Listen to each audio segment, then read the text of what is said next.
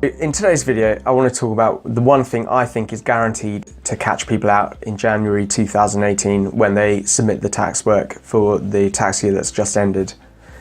And to put this into context, I'll talk about the tax year that's just ended in April. And a lot of people don't realise, but the tax year that's actually just ended in April is unique for a lot of reasons. But one of the main ones is it's the first year that we've actually got the 7.5% dividend tax.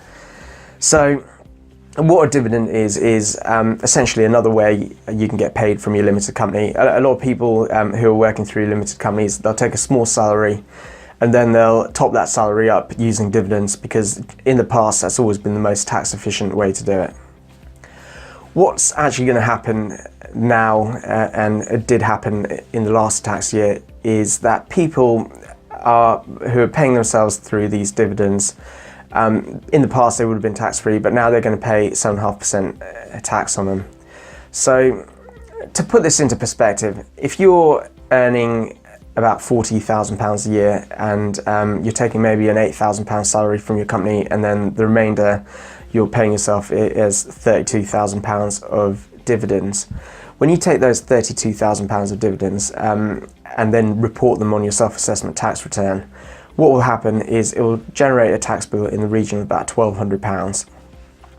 So in the past, a lot of directors have been filing their self-assessment tax returns, and generally they don't have a tax bill.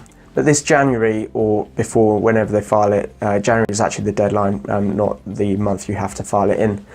They'll end up with maybe a £1,200 tax bill. If you earn about 30k, then that tax bill could be in the region of £700.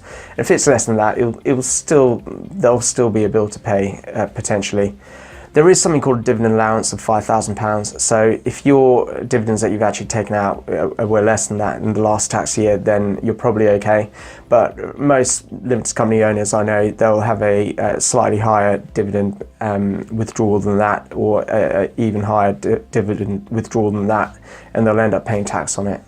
One of the other things I'm pretty certain will catch people out in January is, even if they've got a good accountant who's actually told them about this dividend tax bill, the accountant might have forgot to mention that people who are paying tax through self-assessment, if it's over a certain amount of tax owed, they're meant to pay it every 6 months, which means that in January 18, that's coming up, you're not just going to be paying last year's dividend tax bill.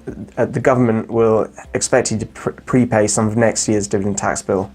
So what we'll see is actually a lot of people who have to prepay half of next year's tax bill in the same year they're paying last year's dividend tax bill. So if you're earning about 40k, this could really look like a tax payment you'd have to make of about £1,800, which would be £1,200 for last year's bill plus £600 for the year that's going to end in April 18.